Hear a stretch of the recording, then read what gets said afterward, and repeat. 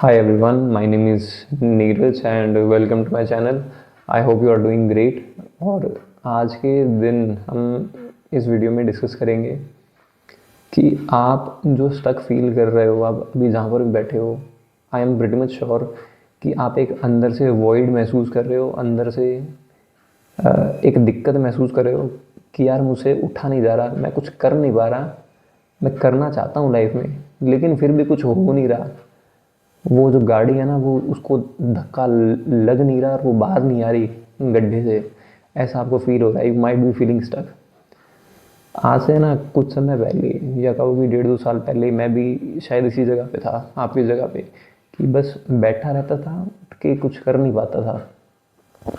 And I know how much it sucks. तो आज हम उसी बारे में बात करेंगे कि कैसे दूर करना है स्टेप बाय स्टेप। स्पेशली मैं कोई चैट जीपीटी से कोई या फिर किसी यूट्यूब वीडियो देख के कॉपी पेस्ट नहीं कर रहा हुई है। I am just telling it from my own experience. तो पहली चीज़ जो मैंने खुद में नोटिस की कि मैं उठ के कोई एक्शन क्यों नहीं ले पा रहा था, पहली चीज़ मुझे जो रियलाइज़ हुई ना, वो ये थी कि I was not a dumb person. मेरे कोई आईक्यू में दिक्कत नहीं थी। And I am pretty much sure कि आपके भी आईक्यू में कोई दिक्कत नहीं है, आप डम नहीं हो। आप बोलोगे कि यार मैं तो स्कूल में अच्छे नंबर नहीं आते थे, मेरे तो कॉलेज में अच्छे नंबर भी नहीं आते थे, तो मैं डम कैसे नहीं हूँ? तुम नहीं हो, तुमने बस ढंग से ट्रेन नहीं किया था। You are not dumb, you are just untrained, you are just inexperienced. आपने कंसिस्टेंटली शायद पढ़ाई नहीं की या फिर कुछ और किया नहीं, और वो कंसिस्टेंसी एक लेवल पर जाने के बाद कंपाउंड कभी की नहीं। And this is the fact कि आपको रिजल्ट्स नहीं मिल रहे। आप कंसिस्टेंटली इवन 2 घंटे या 3 घंटे रोज़ के अगर भी किसी काम को दो ना, आई एम गारंटिंग यू आप अगले 1 साल में 1.5 साल में वो कंपाउंड इफेक्ट अचीव कर लोगे उस फील्ड में। और आप मतलब टॉप के कुछ लोगों में होगे, टॉप के एटलीस्ट 10% में तो ज़रूर होगे उस फील्ड के। तो एक बात दिमाग से निकाल दो कि भाई डम नहीं हो तुम बेवकूफ़ नहीं हो, तुम बस अनट्रेंड हो। और दूसरी चीज़ है कि तुम एग्जीक्यूट नहीं कर रहे हो।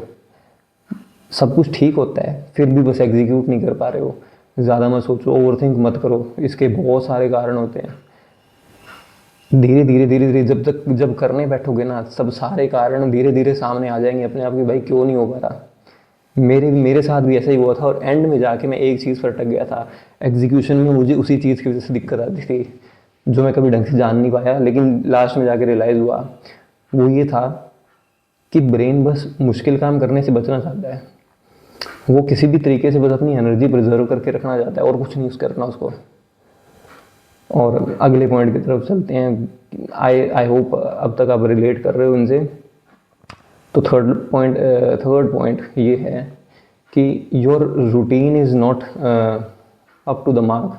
और सच कहूँ तो 90% लोगों का कोई रूटीन होता ही नहीं है। उनको पता नहीं होता कि उठना कब है, सोना कब है, मॉर्निंग रूटीन कितने घंटे का होना चाहिए। टू डू लिस्ट भी प्रिपेयर नहीं करते, अकाउंटेबिलिटी स्लिप, डायरी मेंटेन करना, अपने लाइफ गोल्स लिखना, ईयरली गोल्स लिखना, कुछ नहीं करते। और मुझे नहीं लगता कि ये करे बिना कुछ हो सकता है। तो ये भी एक बहुत बड़ा रीज़न है कि आप उठ के कुछ कर नहीं पा रहे, क्योंकि कुछ लिखा ही नहीं हुआ। दिमाग में कितनी चीज़ें स्टोर करोगे? दिमाग में चीज़ें स्टोर नहीं कर सकते आप लंबे समय तक। आपको लिखना पड़ता है उन्हें डायरीज़ में या फिर कहीं भी, और स्टेप बाय स्टेप, मतलब प्रोसेस के अकॉर्डिंग उन्हें ईयरली गोल्स में, लाइफ के सुप्रीम गोल को ईयरली गोल में डिवाइड करना पड़ता है, फिर उसे मंथली गोल में, और फिर टू डू लिस्ट में, रोज़ की टू डू लिस्ट में डालना पड़ता है। तब जाके कोई ना कोई काम एग्जीक्यूट हो पाता है। ये मैं अपने एक्सपीरियंस से बता रहा हूँ। और चौथा ये है कि आपका बिलीव सिस्टम ही ठीक नहीं है। मेहनत है ना, पता है क्या, एक बंदा है ना मेहनती बहुत होता है। मेहनती यार टैक्सी चलाने वाला भी बहुत होता है। मेहनती है ना, एक वो कहते हैं ना, एक कारपेंटर भी बहुत होता है। सुबह जल्दी से उठता है, सब कुछ तैयार होकर अपने काम पे जाता है, लेकिन फिर भी ज़्यादा कुछ उखाड़ नहीं पाता, क्योंकि बिलीव सिस्टम नहीं है। मेहनत में कोई कमी नहीं है, लेकिन बिलीव सिस्टम नहीं है कि मैं कुछ बड़ा कर पाऊँगा। उसके दिमाग में ही नहीं आती कि यार मैं जितना यहाँ पे समय बिता रहा हूँ, थोड़ा सा बचा के मैं जिम भी चला जाऊँ, थोड़ा सा बचा के मैं कोडिंग भी सीख लूँ, थोड़ा सा बचा के मैं कोई साइड इनकम के लिए कोई स्किल भी सीख लूँ। कर सकता है वो, लेकिन करता नहीं है क्योंकि बिलीफ सिस्टम नहीं, एनर्जी है पूरी लेकिन करता नहीं, सिर्फ बिलीफ सिस्टम की वजह से। और पता है क्या, आई होप मोस्टली है ना यंग बच्चे सुन रहे होंगे कि 18 से 30 साल के बीच बीच के ये वीडियो, और उनमें से बहुत सारे ना प्रिपरेशन कर रहे होंगे अपनी, या तो एसएससी की, यूपीएससी की, नीट, जेई या फिर किसी एंट्रेंस टेस्ट की एग्ज़ाम की प्रिपरेशन कर रहे होंगे, या फिर कोई ना कोई प्राइवेट जॉब कर रहे होंगे। तो अगर तुम प्रिपेयर कर रहे हो, अगर तुम्हारा बिलीफ सिस्टम नहीं है कि क्रैक होगा, तो चाहे कितना ही पढ़ते रहना, क्रैक नहीं होगा भाई। ये मैं अपने हिसाब से तुम्हें बता रहा हूँ। मेरा भी प्री एक बार सीजीएल का प्री मैं निकालने गया था और नहीं निकला था भाई, तैयारी भी ढंग से नहीं हो पाई थी क्योंकि तब बिलीफ सिस्टम सेट नहीं था, क्योंकि घर पे किसी ने आज तक कोई गवर्नमेंट जॉब ली नहीं है, तो वो बिलीफ सिस्टम डेवलप ही नहीं था। जब से बिलीफ सिस्टम डेवलप किया है तब से मॉक टेस्ट में मतलब अच्छे अच्छे खासे स्कोर आने लग गए उसके बाद से। एंड और मैं तुमसे भी यही कहूँगा कि यार बिलीफ सिस्टम डेवलप करो, इसके बिना कुछ नहीं होगा, कहीं से भी डेवलप करो आप, लेकिन ये बहुत ज़रूरी चीज़ है। इसके अलावा ना एक और पॉइंट है जिस पे ना लोग ज़्यादा बात नहीं करते, बट आई थिंक मेरे केस में तो ऐसा था, और आई बिलीव कि यार मोस्ट ऑफ यू जो अपने गोल्स को अच्छे से तरीके से अचीव नहीं कर पा रहे हैं, जिनको लग रहा है कि यार टेंशन ज़्यादा होती है, आउटपुट कम आता है, बात बात पर मतलब डर लगता है, एंजाइटीज होती है, फियर होता है, I am pretty much sure कि आपका एमिगडाला बहुत ज़्यादा ओवर एक्टिवेटेड है। मेरे साथ भी कुछ ऐसा ही था। मैंने अपने ब्रेन को अच्छी तरीके से स्टडी किया, एक एक फंक्शंस को नोट डाउन किया कि यार कौन सा फंक्शन परफॉर्म अगर तुम्हारी बॉडी कर रही है, कौन सा सिम्टम दिखा रही है, तो कौन सा आपका ब्रेन पार्ट वीक हो सकता है। एंड हर तरीके से मुझे ये पता चला कि यार मेरा एमिगडाला बहुत ज़्यादा ओवर एक्टिवेटेड है। और ये ना इतनी कॉमन चीज़ है, और आपके घर वाले तो छोड़ दो यार, घर वाले आपको ये थोड़ी बताएंगे कि बेटा तेरा एमिगडाला कुछ ज़्यादा एक्टिवेटेड है इसलिए तू टेंशन बहुत ले रहा है। उनके पास सिर्फ एक ही लाइन है कि बेटा टेंशन मत ले, कर ले, हो जाएगा। लेकिन ये लाइन आपको पता है, इस लाइन से कुछ नहीं होता। पूरा भारत सिर्फ एक ही लाइन पे चल रहा है, लेकिन इससे कुछ होता नहीं है। तो स्टडी करो, और इसके है ना 3-4 तरीके होते हैं इनको कंट्रोल करने का।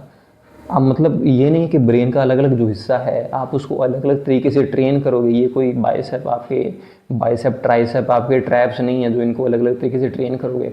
आपको बस एक रूटीन अच्छा सा फॉलो करना है, रोज़ एक ही डर्रे से चलो, अपने एक ही रूटीन से चलो, एक ही टाइम पे उठो और एक ही टाइम पे सो जाओ। डाइट बिल्कुल क्लीन होनी चाहिए, आपके अंदर कोई डेफिशिएंसी नहीं होनी चाहिए किसी मिनरल न्यूट्रिएंट या किसी भी अन्य किसी एलिमेंट की। और कंटिन्यूस एक्सरसाइज ज़रूर करो। फिज़िकल एक्सरसाइज करते हो ना भाई, दिमाग है ना अपनी जगह पे वापस फिट हो जाता है। बिल्कुल आपके हार्मोनल इम्बैलेंस है या फिर किसी भी चीज़ का इम्बैलेंस है, कोई डेफिशिएंसी है दिमाग में, तो वो रिपेयर हो जाती है। मुझे भी बहुत फ़र्क पता चला है भाई।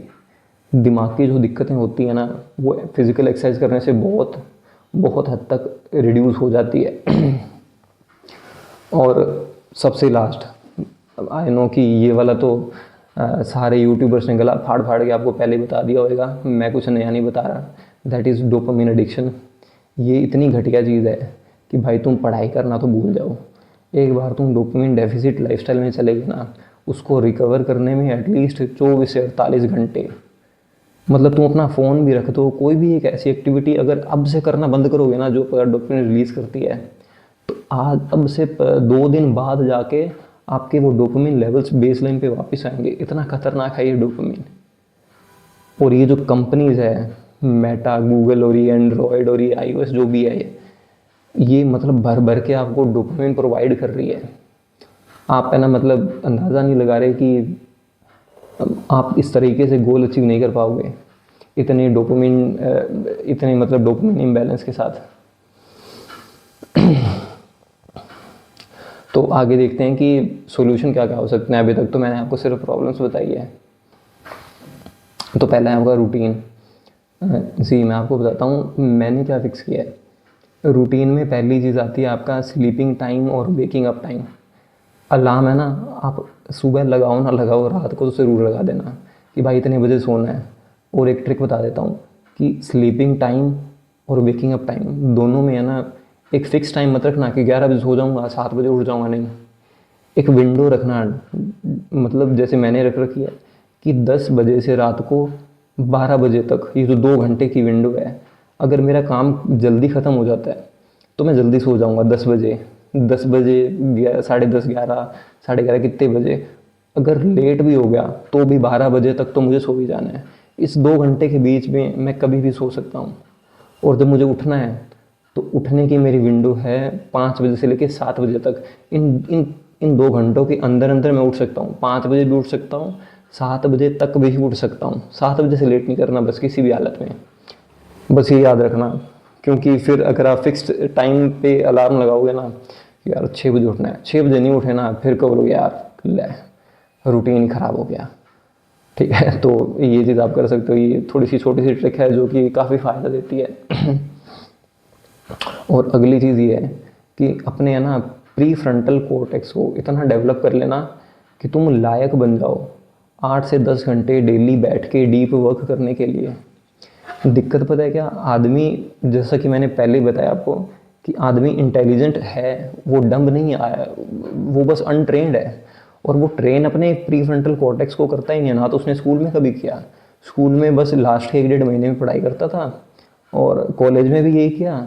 कभी ढंग से है ना, मतलब डिसिप्लिन में अपने प्री फ्रंटल कॉर्टेक्स को, ये जो होता है जो आपकी प्रोसेसिंग, सारी प्रोसेसिंग और आउटपुट जनरेट करता है आपका, मतलब पढ़ाई करने में, कोई जॉब करने में, कोई बिजनेस कर रहे हो, कुछ भी कर रहे हो, ये मतलब एक तरीके से आपकी आर्मी का फील्ड मार्शल है एक तरीके से।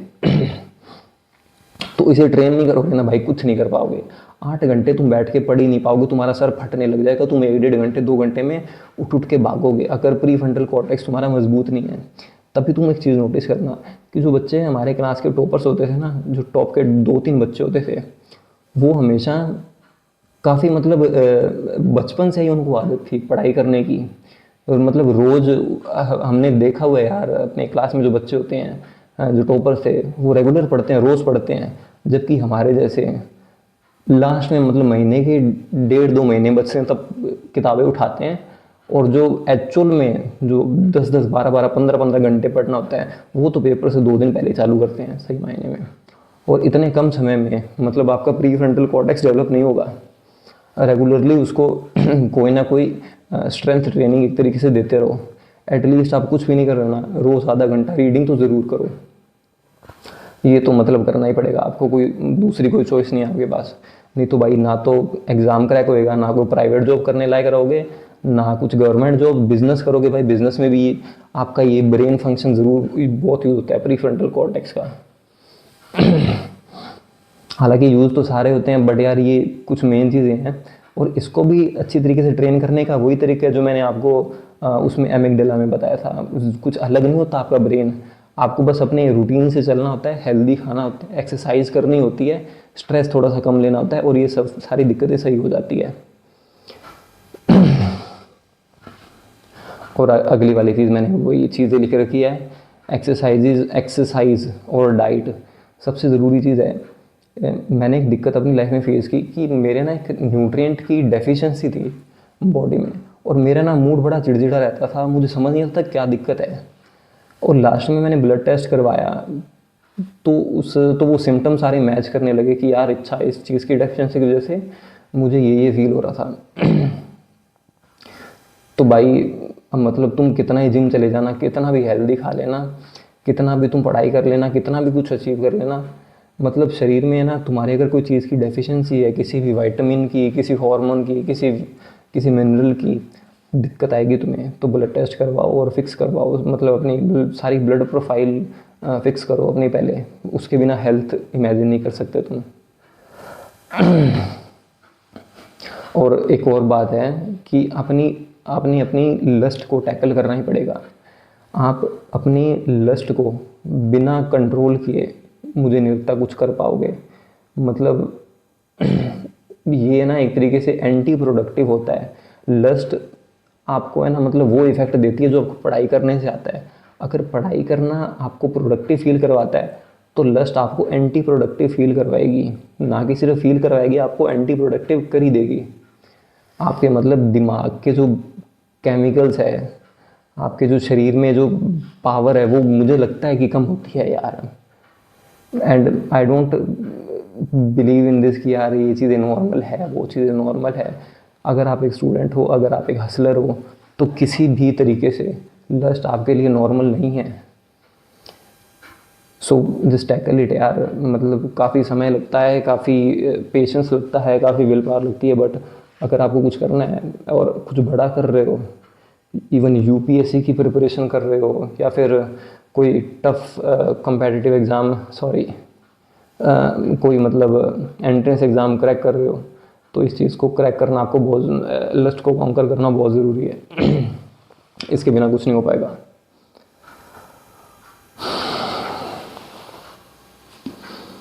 नेक्स्ट थिंग इज, अरे यार मैं जोन आउट हो जाता हूँ यार। मैं पहली बार वीडियो बना रहा हूँ, मुझे नहीं समझ आ रहा यार।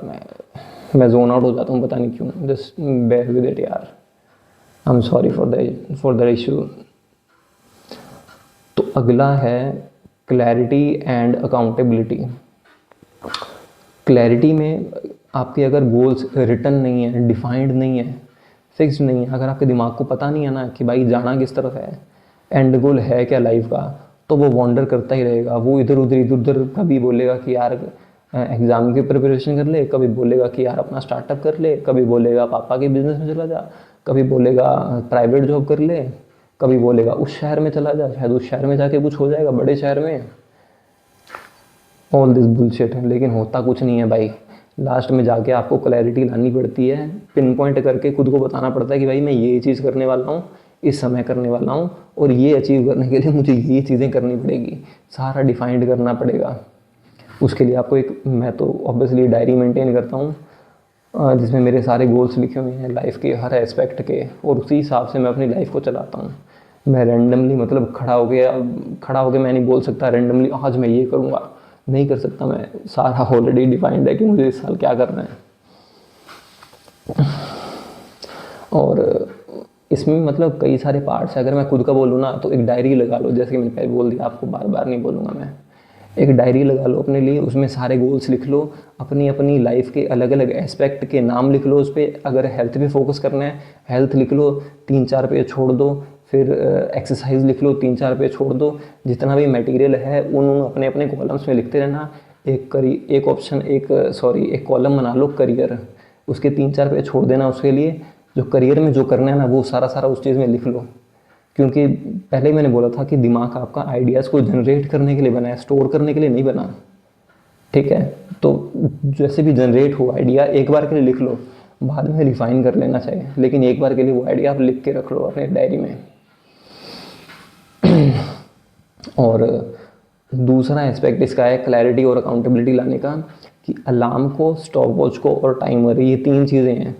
इन 3 चीज़ों को अच्छी तरीके से मास्टर करो। पहली बात है कि अलार्म, रात को भी अलार्म लगाना है, सुबह भी लगाना है, दोनों टाइम लगाना है। एक टाइम सिर्फ उठने का नहीं लगाना। सोओगे अगर टाइम पे नहीं तो उठ नहीं पाओगे टाइम पे। ठीक है, हीरो बनने की कोशिश मत करना कि भाई 2 घंटे सो के उठ गया और सारा दिन फ्रेश फील करूँगा, सब कुछ कर लूँगा, नहीं कर पाओगे।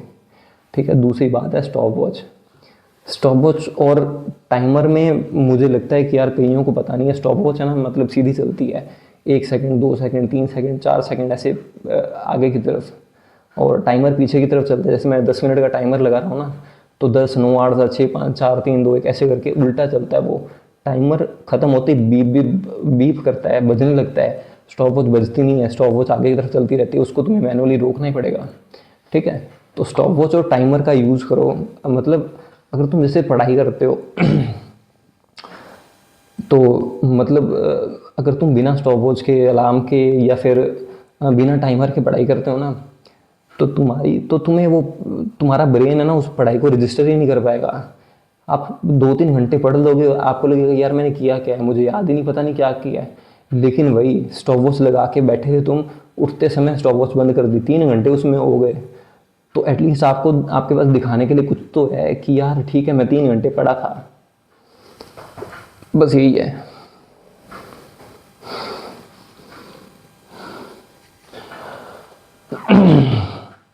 और नेक्स्ट पॉइंट है जो कि लास्ट पॉइंट है आज का, कि अपना मतलब सेल्फ एजुकेट आपको खुद को करना पड़ेगा। सेल्फ एजुकेशन में मुझे लगता है कि आपको अपनी लाइफ की फ़िलॉसफी खुद डिफ़ाइन करनी पड़ेगी कि आपके लिए लाइफ है क्या है, कि मतलब आपके पॉइंट ऑफ व्यू में लाइफ क्या है। किताबों में जो लिखा हुआ है लोगों की सेल्फ हेल्प बुक्स में और जो भी लिखा हुआ है उसमें तो आपको पता ही क्या लिखा हुआ है, वो तो किताबी बातें हैं। तुमने क्या एक्सपीरियंस किया लाइफ का वो लिखो, जो तुमने नोट डाउन किया है ना, सॉरी, जो तुमने देखा है, समझा है, जो तुम्हारे ब्रेन ने इंटरप्रेट किया ना रियलिटी को, वर्ल्ड को, वो डिफाइन करो कि तुम्हारा ब्रेन कैसे देख रहा है। अपनी फिलोसफी खुद बनाओ। सिंपल टर्म्स में मैंने एक ही लाइन में बता दिया कि अपनी फिलोसफी तुम खुद बनाओ, ठीक है, खुद डिस्कवर करो अपनी फिलोसफी। दूसरी चीज़ है सेल्फ हेल्प वगैरह की सारी ये चीज़ें। अगर आप 18 से 30 साल की एज में हो ना, आपको सबसे ज़्यादा अगर किस चीज़ की ज़रूरत है ना, वो है सेल्फ हेल्प की। आपको फिलोसफी की ज़रूरत नहीं है। फिलोसफी पढ़ के आपके एग्ज़ाम क्रैक नहीं होंगे, आपकी गवर्नमेंट, आपके मतलब प्राइवेट जॉब में कोई राइज नहीं कर जाओगे, आप अपनी प्रमोशन नहीं पालोगे। फिलोसफी पढ़ के मुझे लगता है लेटर इन लाइफ हो सकता है वो सेंस बनाए, लेकिन अभी के लिए सिर्फ सेल्फ हेल्प पढ़ो, ठीक है। नॉवेल्स तो कभी मत पढ़ना भाई, वो तो बकवास चीज़ है। So that is it for the day. I hope you like this video, और अगर ठीक लगी हो वीडियो तो हाइप कर देना यार। मिलते हैं दूसरी वीडियो में। Thank you so much for watching.